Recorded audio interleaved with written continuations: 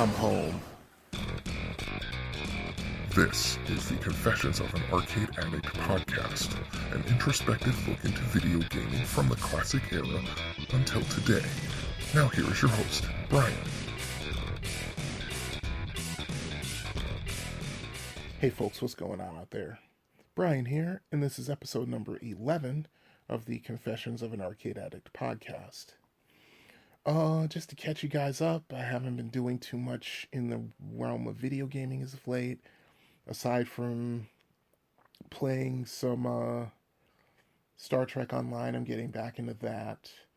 One of my favorite streamers on Twitch that I follow, his name is Zallard1. Shout out to him.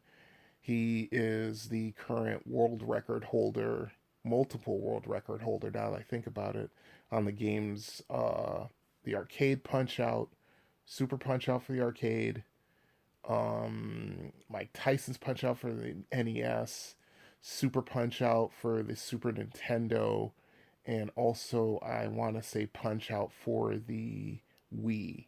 I think he owns most of the records there. But yeah, I watch him a lot, and he's just really, really good at the game, and I've picked up quite a bit just watching him play.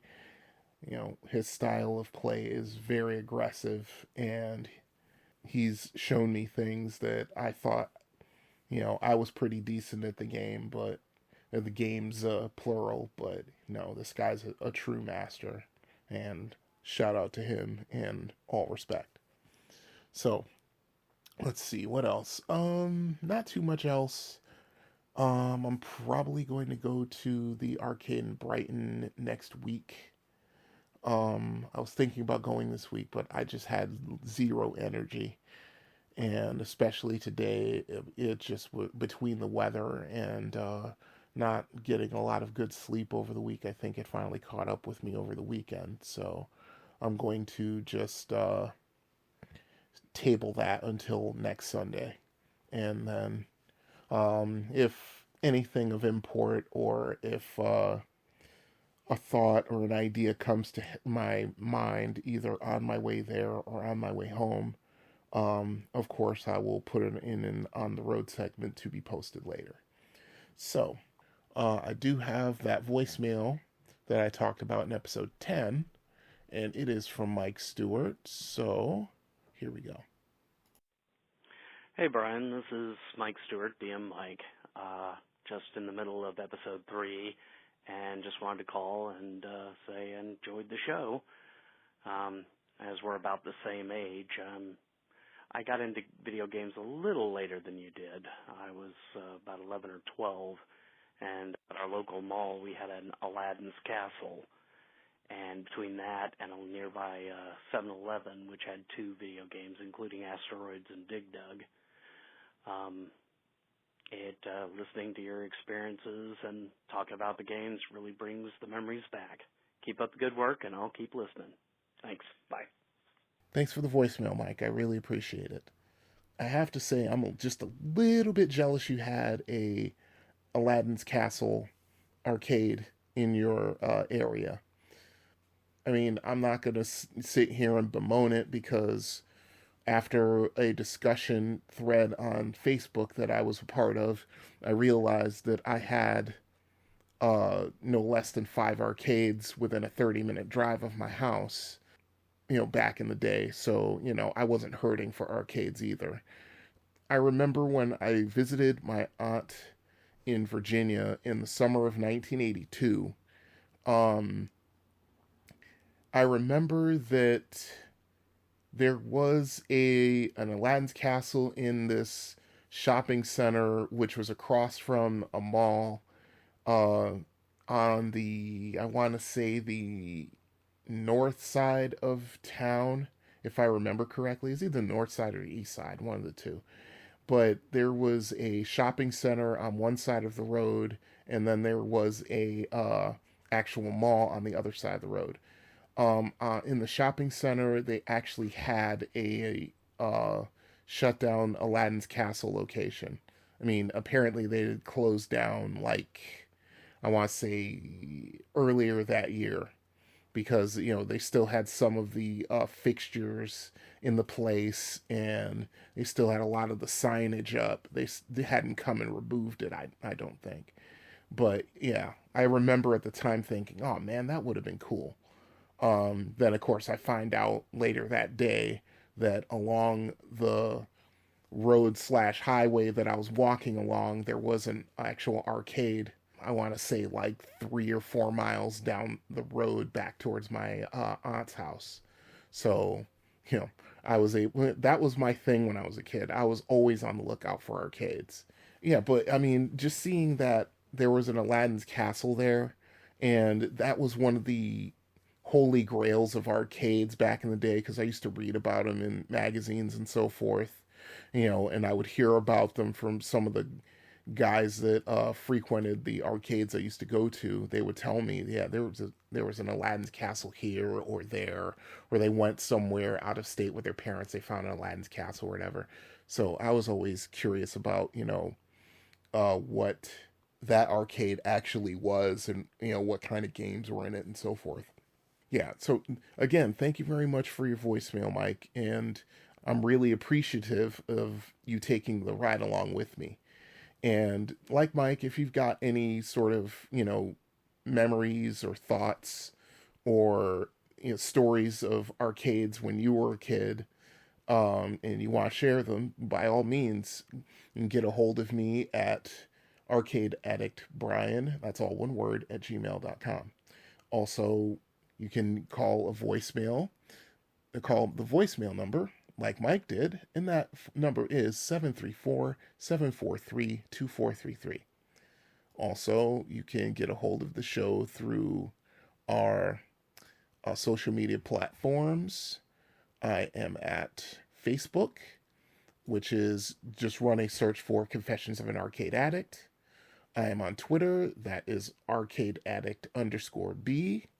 I'm on Instagram at Arcade Addict Brian, again, all one word. And Tumblr.com is tumblr.com/blog/Confessions of an Arcade Addict, all one word. So there are ways to get a hold of the show, and by all means, if you've got something to say, and as long as you're respectful, you can say whatever you want to say. So, without any further ado, let's get into the show, because we've got quite a bit to go through here. So, we're going to do this just a little bit out of order, because I think one precedes the other. So, instead of, I'm going to do, I have arcade rundown and story time, and they're both on the same topic. So I'm going to go with story time. So let's do that.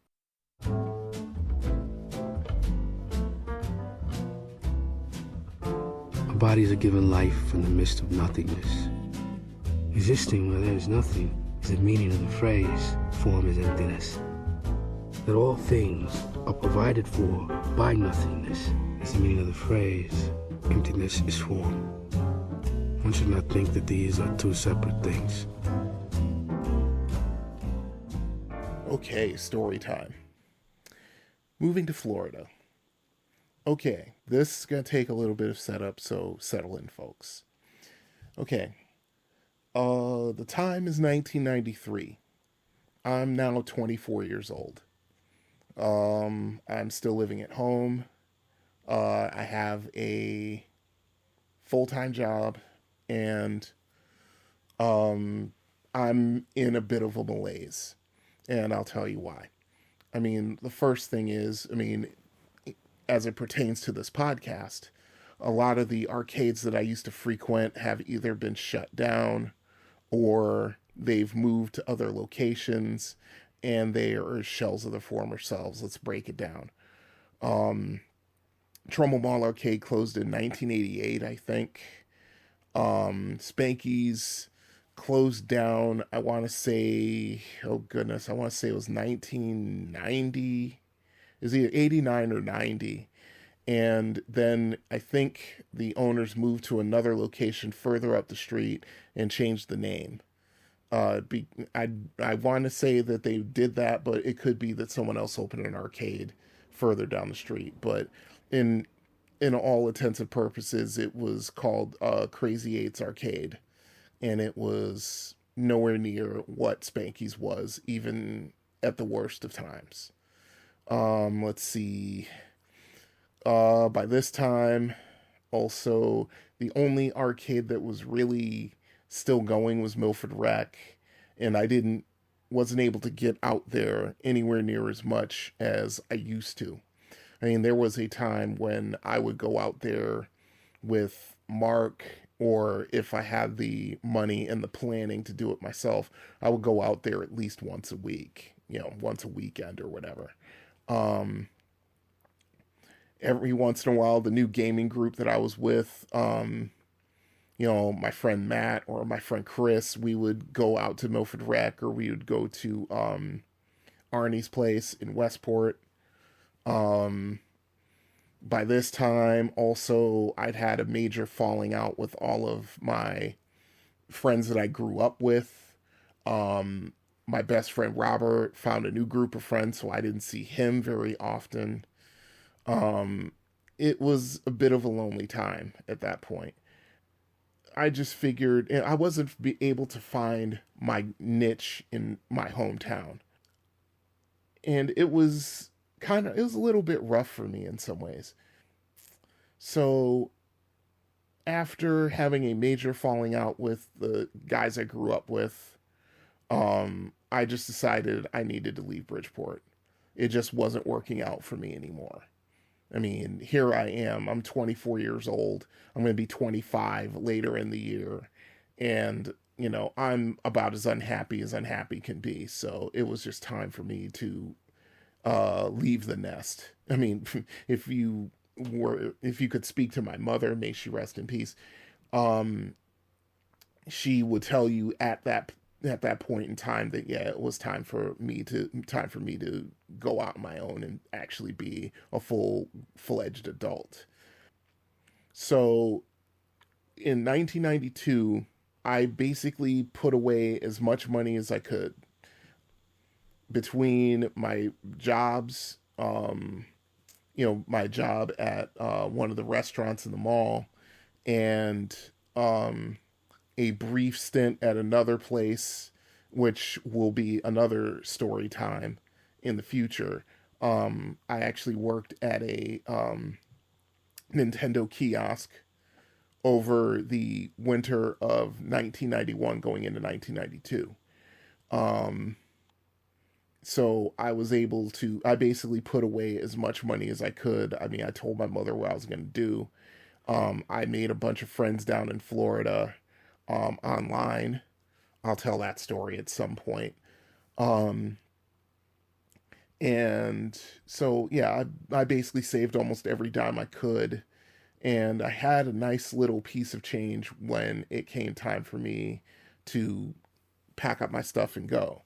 The major thing that happened is that about 2 weeks before I was supposed to get on a plane and go down to Florida to, stay with some friends, my grandfather passed away. And it was a very rough time for the family.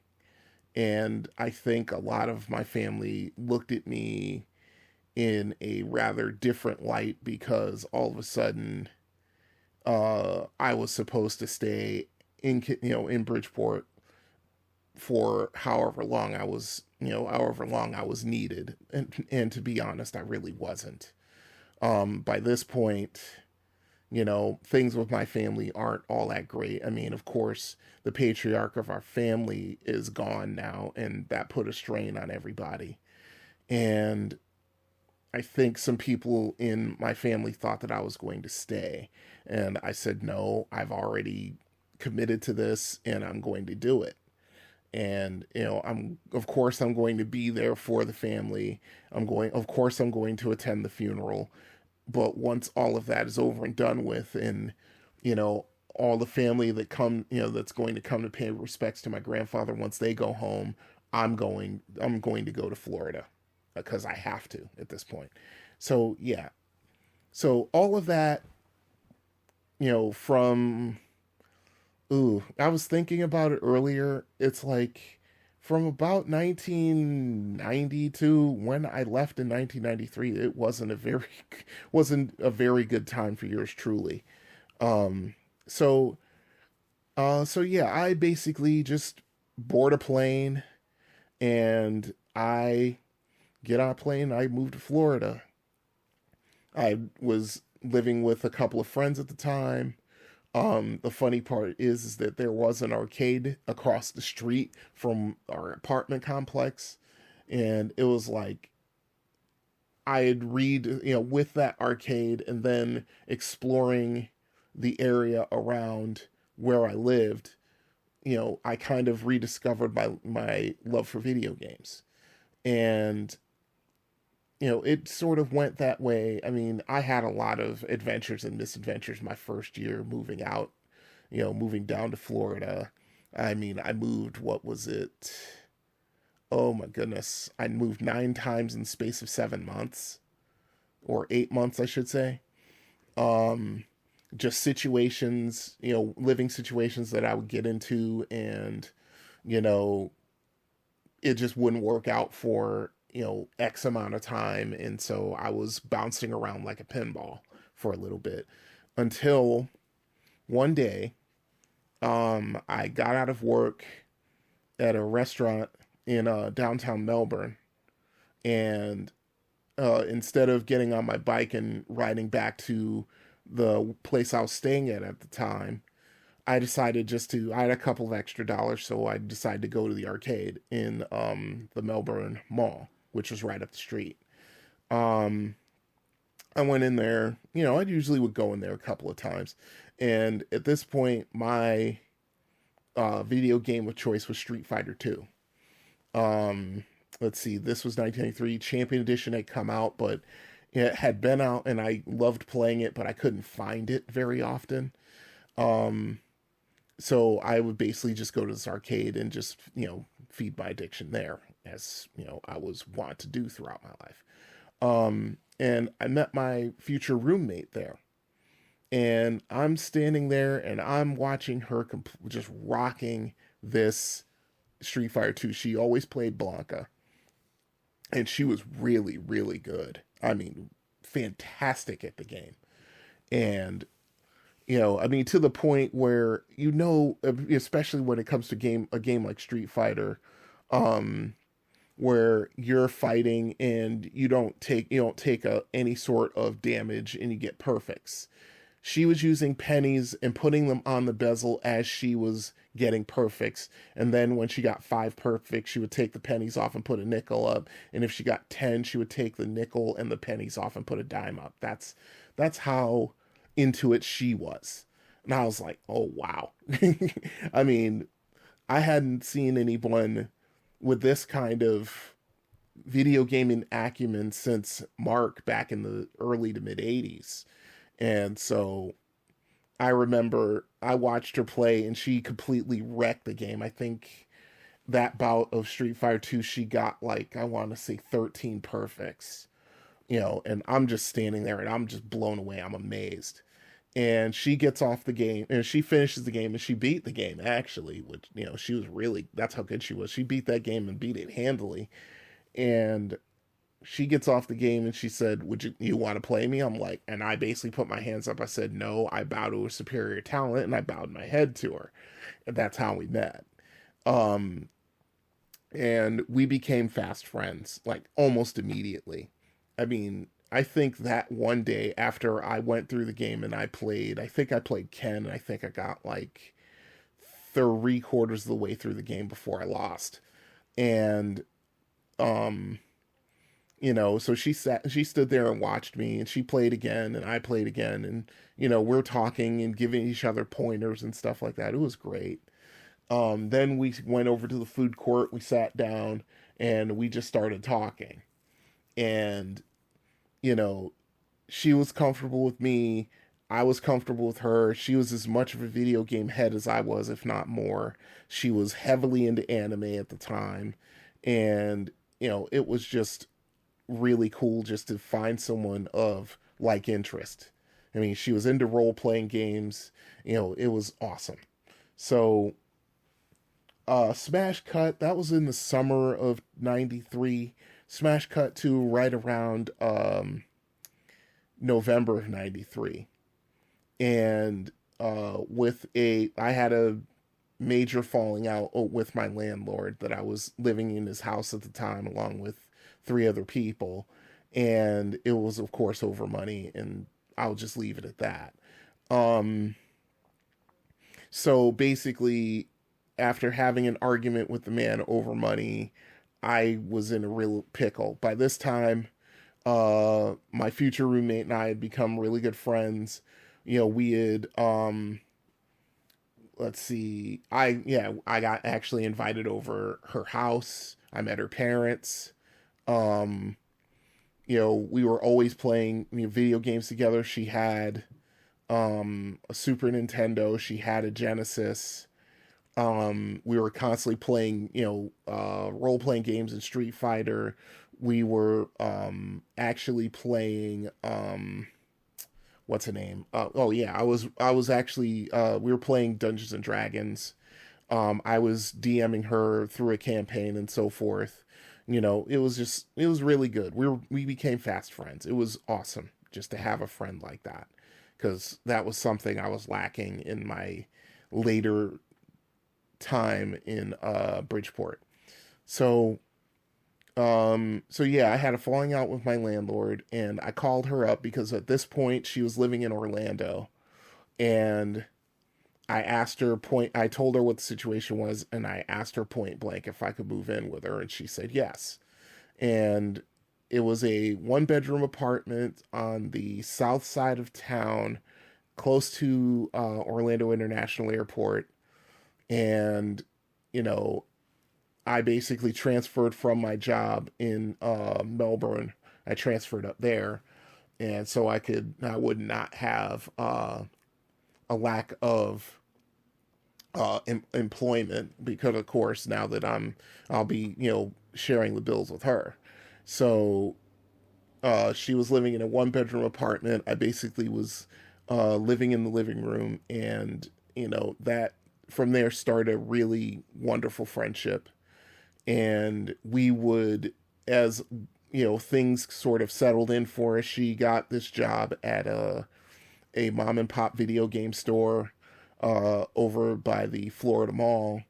I was still working at a supermarket at the time, and we would basically just try to coordinate our days off. We would go on arcade runs, and that was this person single-handedly rejuvenated my love for video games and arcades. And I thank her. She knows who she is, and I know she listens. I'm pretty sure she listens. And yeah, I thank her, and I wish her all the best. So yeah, that's story time. Any thoughts, questions, ideas, that sort of thing, get a hold of me. You know the drill. arcadeaddictbrian@gmail.com. Okay, moving right along, we will go into Arcade Rundown.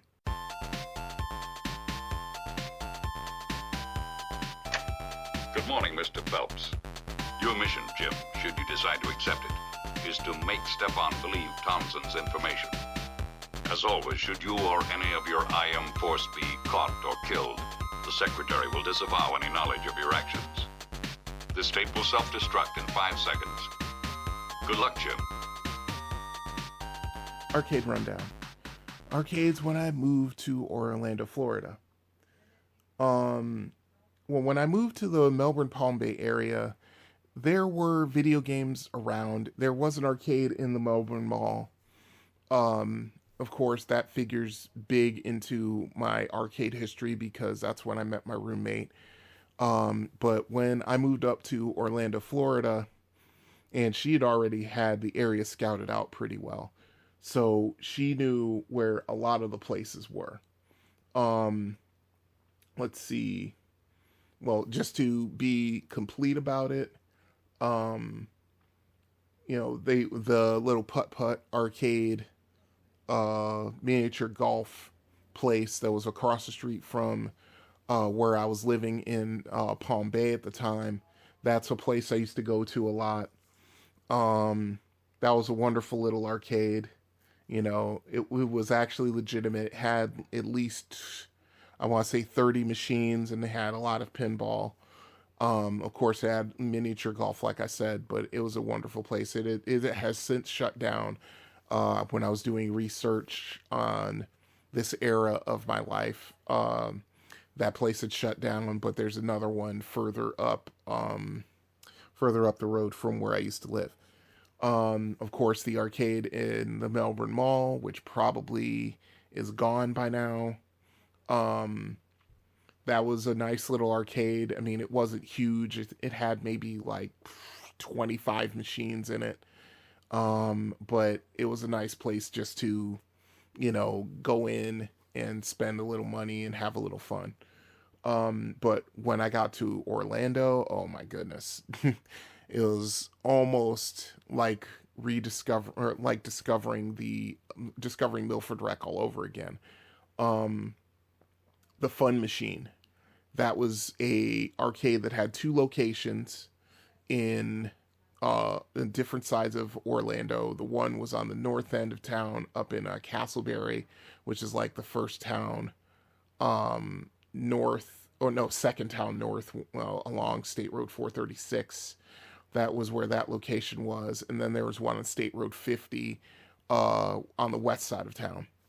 And my roommate and I, we used to go there all the time. I mean, at least twice a week, at the very least twice a week, if not three. We would go there a whole lot. The place was huge. I mean, of course, I'll go into more detail when it's time, in a future episode, of course.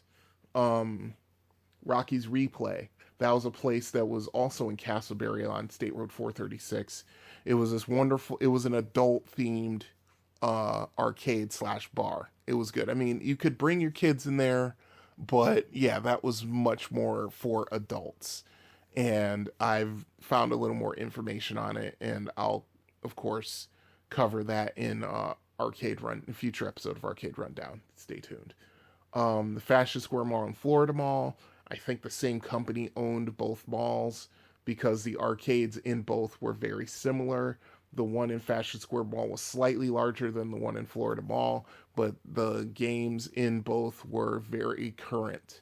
Fashion Square Mall had a tournament a Super Street Fighter 2.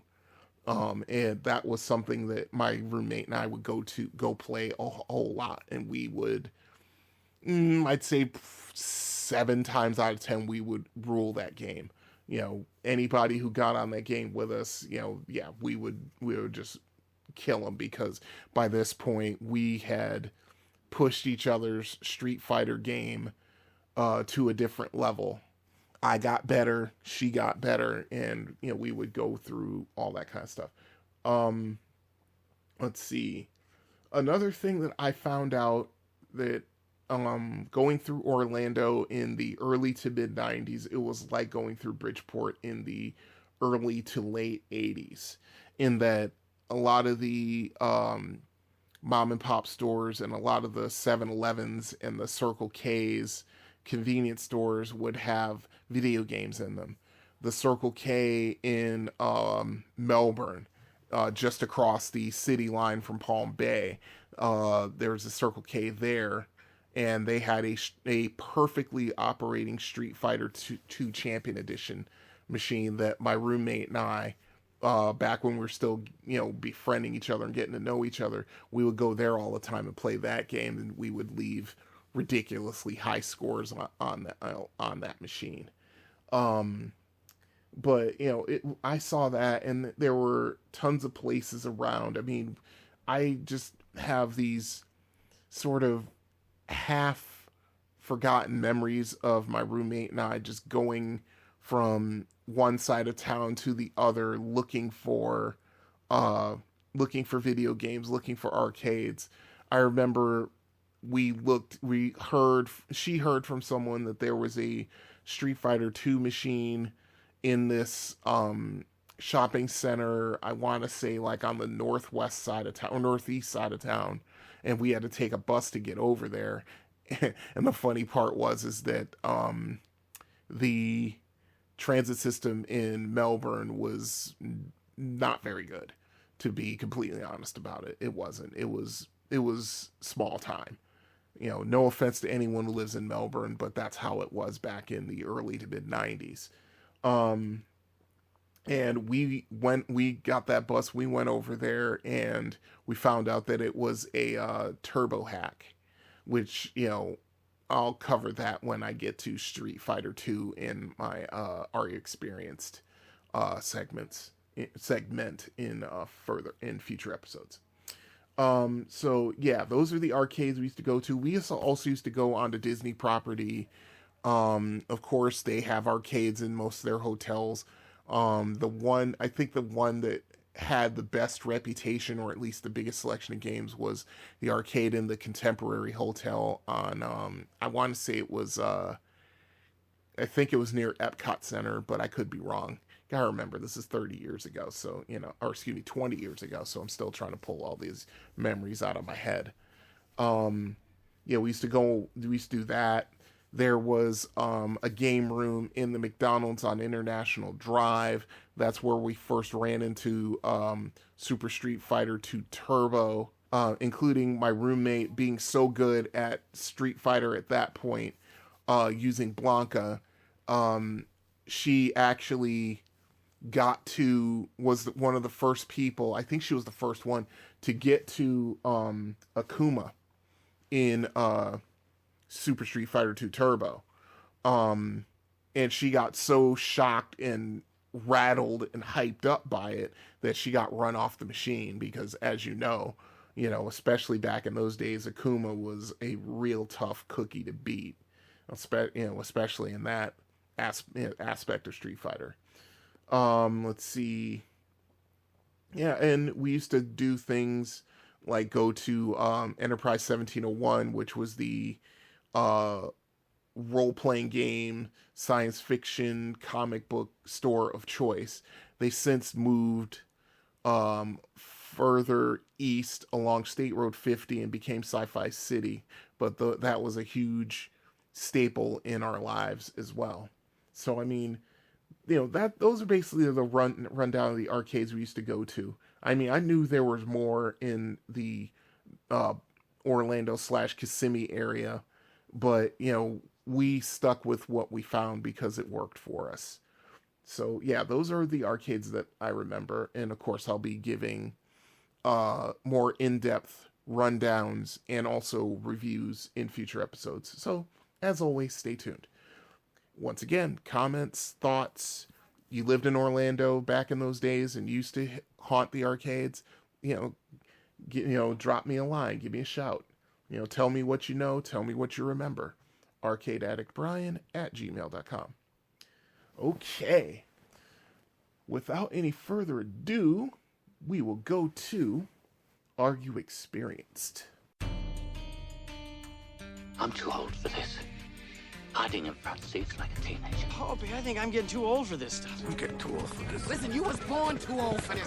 I'm getting too old for this. I'm getting too old for this. Lying red-arsed in the heather chasing other men's cattle. I'm getting too old for this sort of thing. Maybe we're getting too old for this. What do you think, huh? I'm not too old for this shit. I'm not too old for this shit. You will not.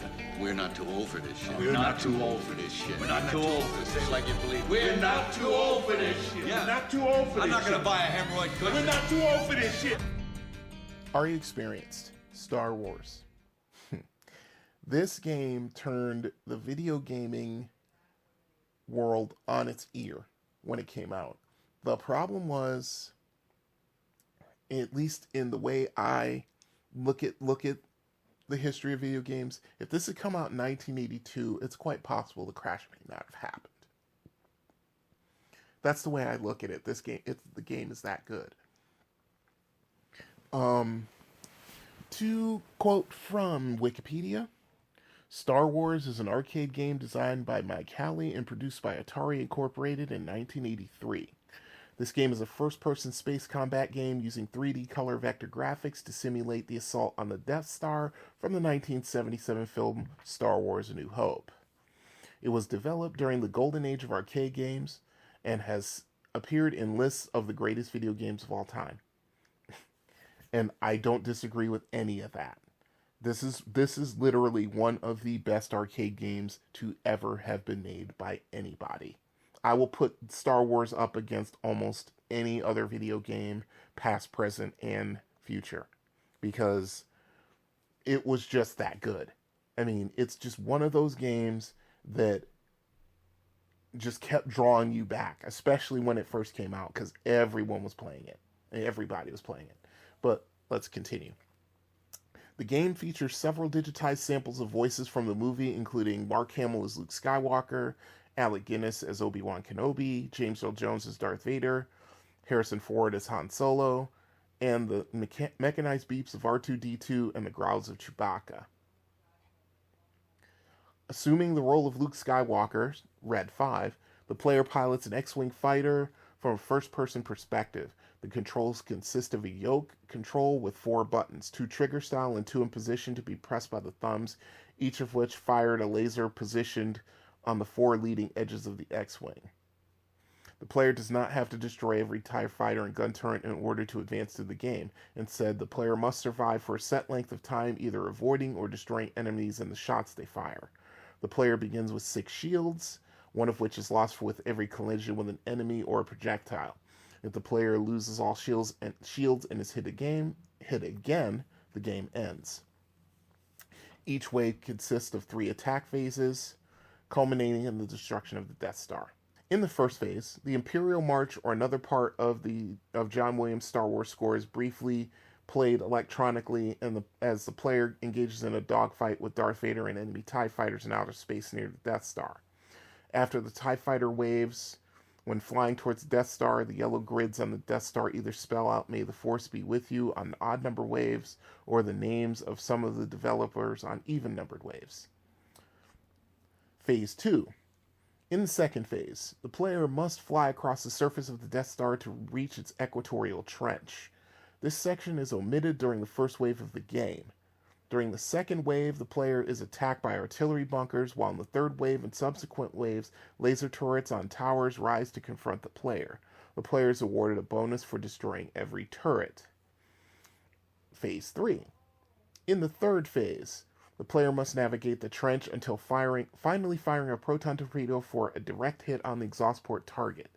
If the player is successful, the Death Star explodes, and the player is awarded a bonus shield to a maximum of 6, although the game can be set for a maximum of 9. It says 8 in Wikipedia, but that's not correct. It is 9. Should the player fail to hit the exhaust port, a shield is lost, and the player must attempt the trench again. If the player manages to destroy the Death Star without firing anything but at the exhaust port, a bonus is awarded for using the Force. The game then resets to the first phase.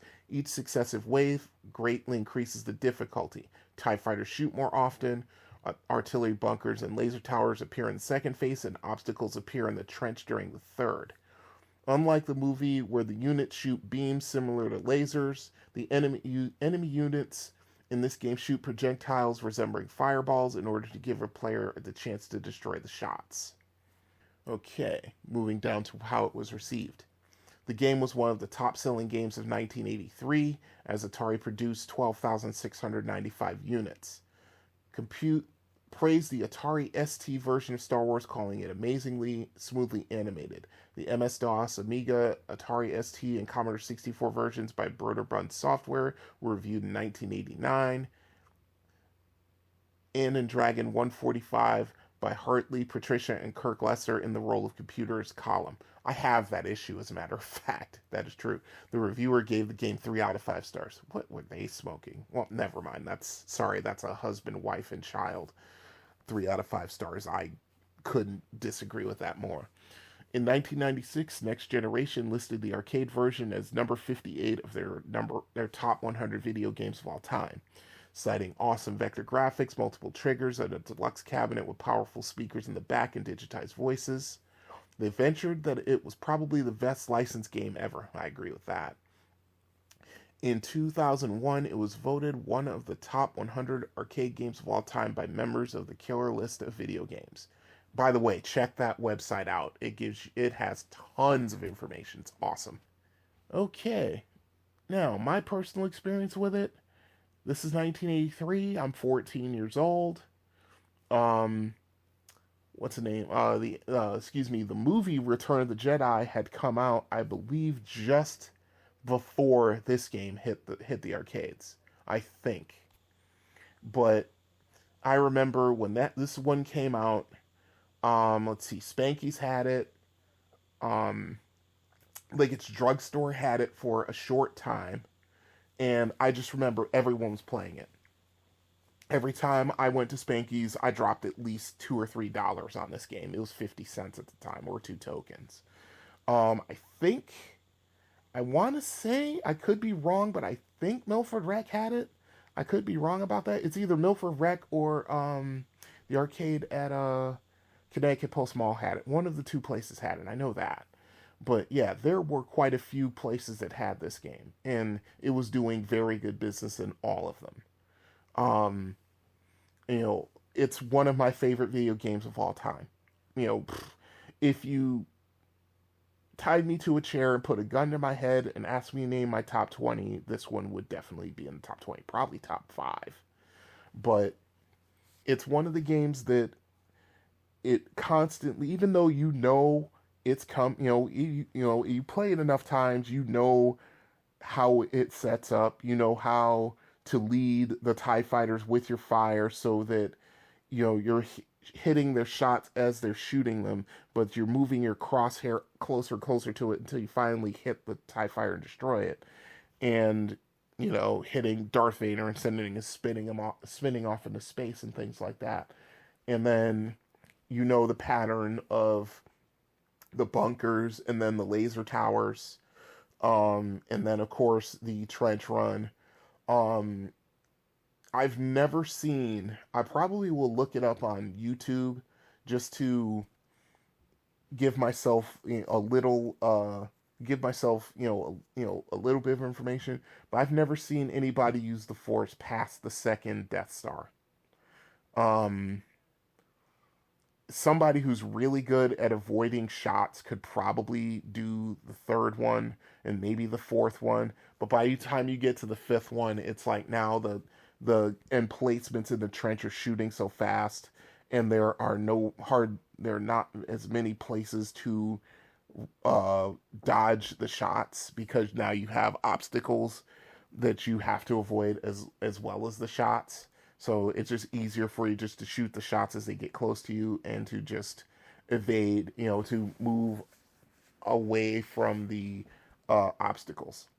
I will, of course, give this a full strategy review in time to use some strategy. Can't even name my own segment. Goodness gracious. But yes, this is one of the best arcade games of all time, in my opinion. This deserves to be up there with Asteroids, Space Invaders, Galaxian, Galaga, Donkey Kong, Pac-Man, Ms. Pac-Man, whatever you want to put up there. This has a place next to those. It's just that good of a game. It's that much fun, and it's that immersive. That's the key. This game is extremely immersive. It always has been.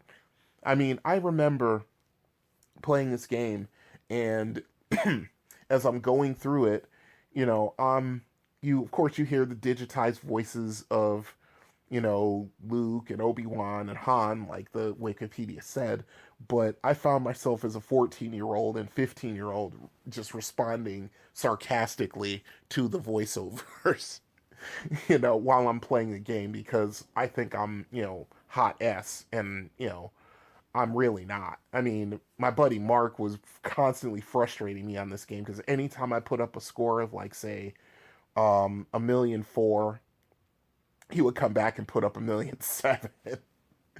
And it was just constant frustration that way. But, like I said in episode 10, Mark was a really good video game player. And, I was always chasing him to try and do, just to do better, just to remain competitive with him in some ways. I didn't think he saw it that way, but, let's see. World records. In 1984, Robert Maruchik scored 300 million points in 49 hours of gameplay, the world record for an individual. And in 2005, Brandon Erickson set a world endurance record of 54 hours on a single credit with a score of 283 million. In June 1985, Flavio Tozzi, Dave Roberts, and Mike Oren played as a team in turns for 5 days, 2 hours, and 26 minutes on a single credit to attain the world record score of 1,012 points. Good Lord. It was featured on Yorkshire Television and was verified in the September edition of the UK Computer and Video Games magazine. Their efforts raised money for a local charity. The score counter on this game turns over at 100 million points. Because of the fact that a number of skilled players could play indefinitely on the factory settings, it was decided to put the machines on a harder setting for the annual Twin Galaxies International Scoreboard / Guinness Book Masters tournament, where the player would have 6 initial shields but no bonus shields, and thus the game would be a test of skill rather than endurance. That's a good way of doing it.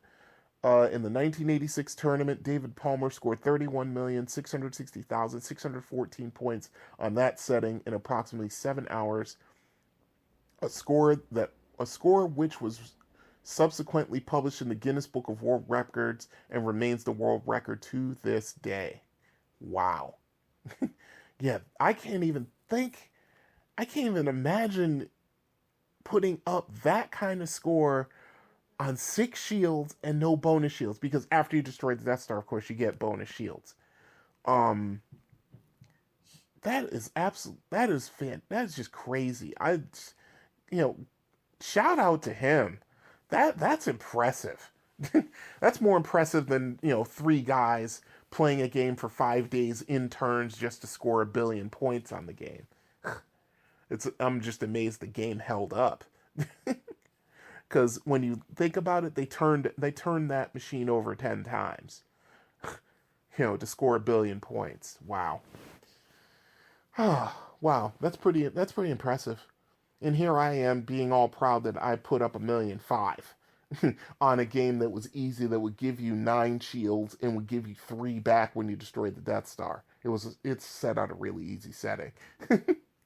So yeah, that sort of puts me in my place a little bit. So, my whole thing with the Star Wars trilogy of video games, and I'll talk about it more as we get into The Empire Strikes Back and Return of the Jedi, because they come in out of order. Star Wars came out in 1983, Return of the Jedi came out in 1984, and The Empire Strikes Back came out in 1985, which was really weird. That was something, because, and also Return of the Jedi is a raster scan game, and The Empire Strikes Back is a return to vector, which is really, it just is weird. I never understood it. But anyway, these games, Star Wars in particular, yeah, all time, all world, Hall of Fame, whatever term you want to use to give this game its props. It deserves it. It's one of the best games out there. I mean, I'm glad the arcade in Brighton has it. At one time, they had 2 machines, but, yeah, they had 2 machines, but I think they got rid of one, and they kept the other one. And every time I go to the arcade, I have to play it. It's just, that's the Star Wars nerd in me,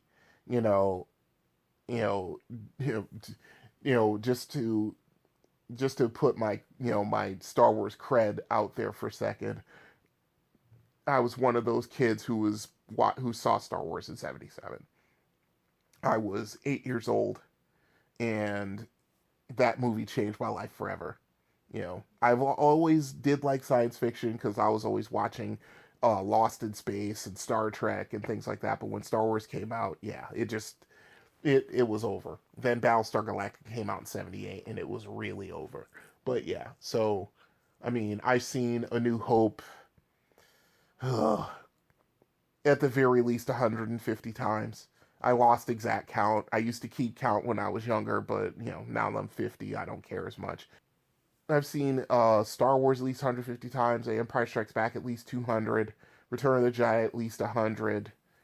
I was nowhere near as into the prequels, although I will, if I'm flipping through channels and say TNT is doing a Star Wars marathon, as they're wont to do every other month or so.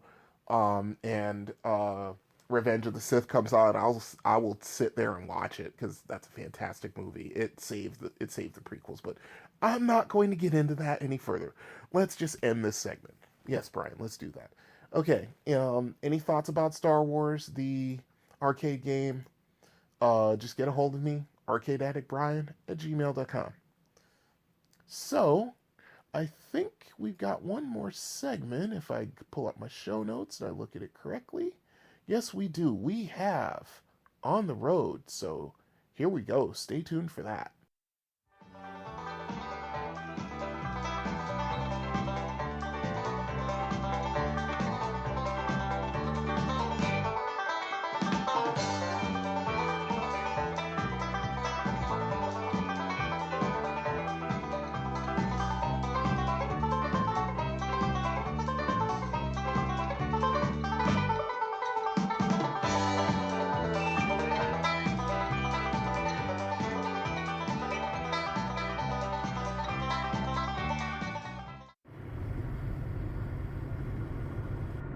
Okay, it is Monday, June 16th, 2018.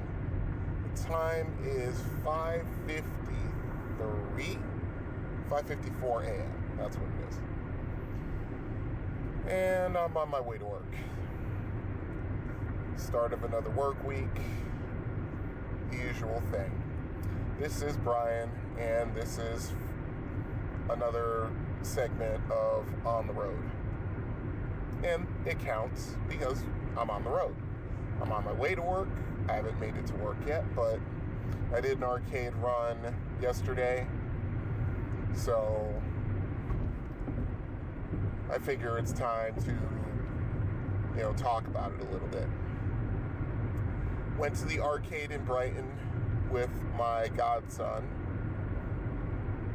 who is 14, about to turn 15.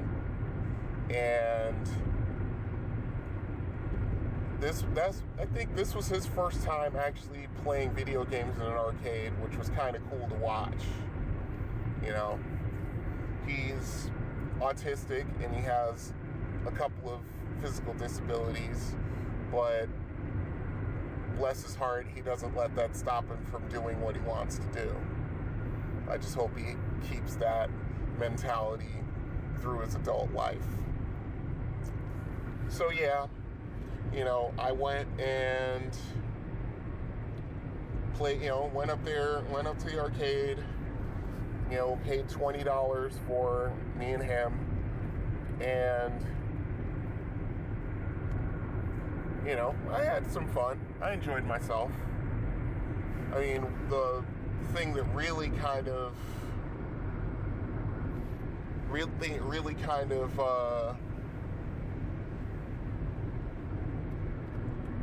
made my arcade run that day was excuse me. The thing that kind of made my arcade run that day was I played Star Wars, and I hadn't played it since the last time I was at the arcade, and I got a second place score, which I was quite happy with, considering I haven't gotten that far in Star Wars since, I want to say 1985, maybe even 86. I started on hard, that's level 5. I think I got to level 9. I think it was level 9. Might even be level 10. I think it was level 9 though. And I got a really decent score of 1,000,003. I'm quite happy with that score. I haven't had a score that high since the middle 80s. And, it was just kind of cool that I remembered pattern of the obstacles in the Death Star run on level 8. Because that's when it starts really getting interesting, where the obstacles, especially the large obstacles, they have holes in them that you have to fly through. And if you don't remember those, yeah, you will tend to run into them, costing you shield energy and ending your game prematurely. So, I mean, I was very happy I got through level 7 and 8, on sheer memory of all things. So yeah, I was very, very happy with that score. That score is going to be there for a while, because the funny part is I think the high score on the machine is 1,000,005, almost 1,000,006. And that score's been up for as long as I've been playing that particular game at the arcade. So I'm quite pleased with that. That was a very solid second place. I'm very happy with it. Let's see. It was fun to watch my godson. I keep wanting to say stepson, and that's not correct. Watch my godson play games. I mean, he stuck with the simpler games like Pac-Man and Ms. Pac-Man, which again was the hyper Ms. Pac-Man with the enhanced scoring, shall we say. Like I've said in a previous segment, that one, it's like 25 points per pellet, and it gives you 5 lives, hyper speed, and when you eat a power pellet, you chase after the ghosts. I think the scoring is 200, 400, I want to say 3,200, and then 8,000 for the 4th ghost. And yeah, if you know what you're doing, you can rack up a pretty high and impressive score. I put up a score of like 552,000, and I would have had more if I had remembered, let's see,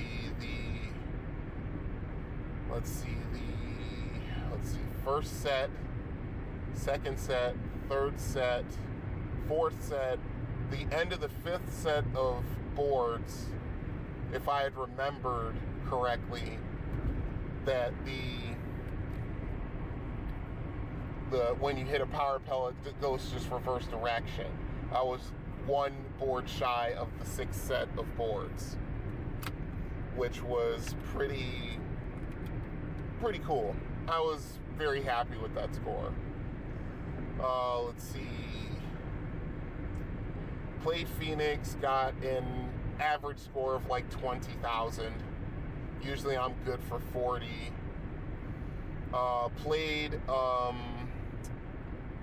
goodness, now I've forgotten the name of the game. Well, what can you say? It's 6 in the morning. I don't do my best thinking at 6 in the morning, which is kind of funny because, I'm usually on the road to work and arriving at work at 6 in the morning. So yeah. Let's see. What else did I play? Played Asteroids. Got a pedestrian score of 13,000. But that's okay because I haven't played an Asteroids machine in quite some time. And in my heyday, which I want to say was 1993, when I first moved to Florida, and there was a bar right next door to where I worked, and they had an Asteroids machine in there, and I'd put up 60,000, 70,000. which is pretty good. And, above average anyway. But yeah, I put up a score of like 13,000 and left it alone. The machine was working almost flawlessly, which was very good. One of the things I noticed is that, I hate to say it this way, but it just seemed to me that the arcade was going back to how it was when I first started going there. In the fact that they had a lot of machines that were not working or not even plugged in.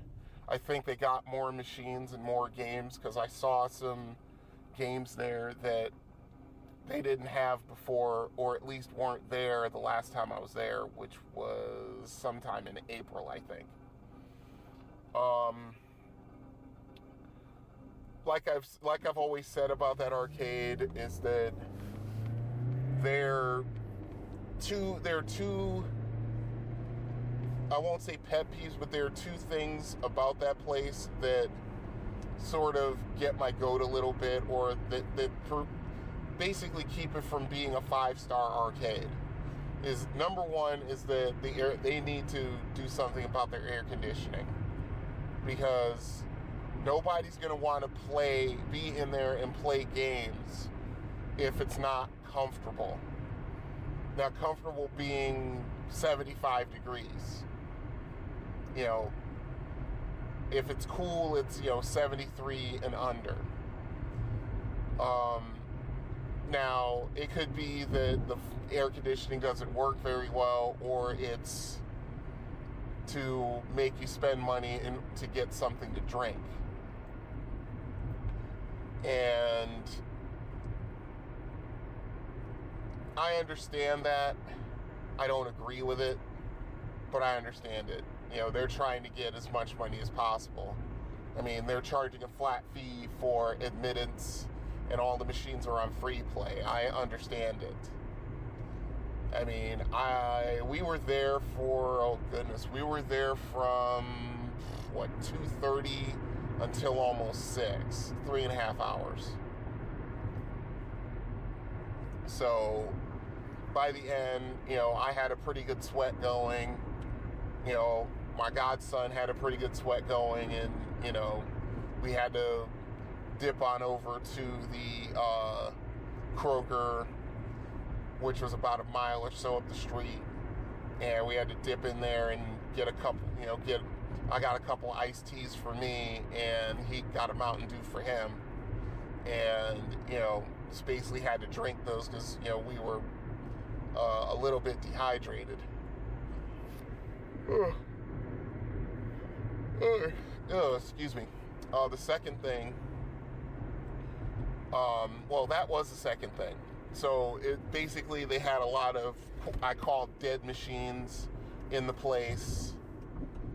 Now some of them weren't working, like their Dragon's Lair and their Space Ace. I think, their Space Ace was, I think that it worked maybe once the times I've been going up there, and their Dragon's Lair was working fine up until the last time I went up there, which was in April, and it wasn't working then. So they have them basically tucked away right across from their bathrooms, which was cool because, I'm hoping they can get those fixed, although laser disc games are notoriously expensive to get fixed. Even though in this modern day and age, you can just replace most of the equipment with more modern equipment, and it'll work just as well, if not better. But that costs money, of course. And they're probably just, I won't say breaking even, they're probably making a very modest profit. They're making a modest profit, I believe. So yeah, I had a pretty decent run. Enjoyed myself, which is,